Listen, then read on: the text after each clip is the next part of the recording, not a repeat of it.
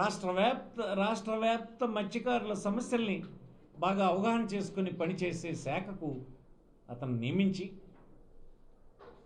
ఈవేళ 4-8 పోర్టులు రావడానికి పరోక్షంగా ముఖ్యమంత్రి గారి తర్వాత కారకుడైనటువంటి ఒక వ్యక్తిని మీరు సింపుల్గా మోటార్ సైకిల్ యాక్సిడెంట్లో తీసుకెళ్లి అరెస్ట్ చేస్తున్నారు. తన కొడుకునేమో హత్యానేరం కింద జైల్లో పెట్టించారు.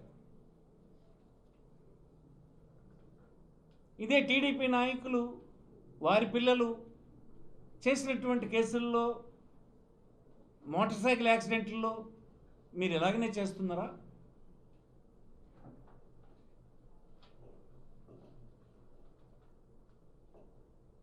మేము ప్రశ్నిస్తున్నాం. ప్రభుత్వాన్ని ఎవరు లోపాలని, విధానాల్లో ఉండేటువంటి డొల్లతనాన్ని, అవినీతిని ఎవరు ప్రశ్నించొద్దని మీరు అనుకుంటున్నారా? ప్రశ్నించినటువంటి వారందరినీ జైల్లో పెడతారా? చీఫ్ మినిస్టర్ కుమారుడు లోకేష్ వయసులో అతనికి అనుభవం తక్కువ. ఒకసారి ప్రభుత్వం వస్తే ఆ ప్రభుత్వం 5 సంవత్సరాల కాలమే ఉంటుందని, ప్రజల తీర్పు ద్వారా మళ్ళీ ప్రభుత్వాల్లోకి రావాల్సి ఉంటుందని, ఇలాంటి చర్యలు చేస్తే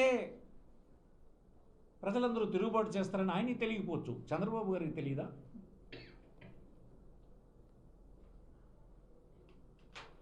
ఈ జిల్లాలో ఏనాడు ఒక మత్స్యకారుడికి మీరు ఒక సీట్ ఇచ్చి ఆదరించి చట్టసభకు పంపించినటువంటి పాపాన్ని మీరు పోలేదు.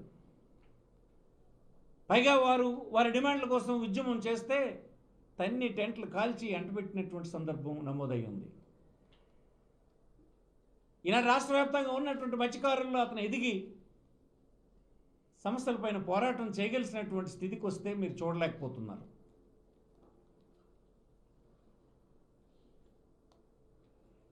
ఈవేళ అతని కుమారుడి తాలూగా భవిష్యత్తును మీరు బుగ్గిపోలు చేశారు. మీకు నమ్మి ఓట్లేస్తే మీరు అందించినటువంటి పాలన ఇదా అని అడుగుతున్నాం మేము. ఎంత అన్యాయం ఇది! గ్రామాల్లో దీనికోసం మీరు ఎవరిని అడగండి, మీకున్న ఇంటెలిజెన్స్ ద్వారా తీసుకోండి, ప్రతి ఒక్కరూ దీన్ని ఖండించేటువంటి పరిస్థితి రాష్ట్రంలో ఉందని ఈ సందర్భం మనవి చేస్తున్నాం. పోలీసులు ఉన్నటువంటి అధికారి, ఇన్వెస్టిగేట్ చేసిన అధికారి, అతను 41 కింద యాక్సిడెంట్ని నమోదు చేస్తే అతన్ని ట్రాన్స్ఫర్ చేశారు. విఆర్లో పెట్టి అక్కడ మరొక అధికారిని తీసుకొచ్చి మరొక 2 ఎఫ్ఐఆర్లు వేశారు. ఎంత న్యాయంగా నడుస్తుంది? పోలీస్ అధికారులుగా చట్టం ప్రొసీజర్స్ అన్నీ ఫాలో అవుతారా? లేక మీ కుమారుడైనటువంటి లోకేష్ చెప్పినటువంటి మాటల్ని అనుసరించి పాలన చేస్తారా? ఇది ఎక్కడ ప్రభుత్వ పాలనని ఈ సందర్భంగా అడుగుతున్నాను నేను. గ్రామాన ఉన్నటువంటి కాంగ్రెస్ కార్యకర్తలు రేపు ప్రతి గ్రామంలో, పలాస నియోజకవర్గంలోనే కాదు మొత్తం జిల్లాలో ప్రతి ఇంటికి ఈ అక్రమమైన అరెస్టు గురించి చెప్పే కార్యక్రమాన్ని చేపట్టమని మేము కోరుతాం.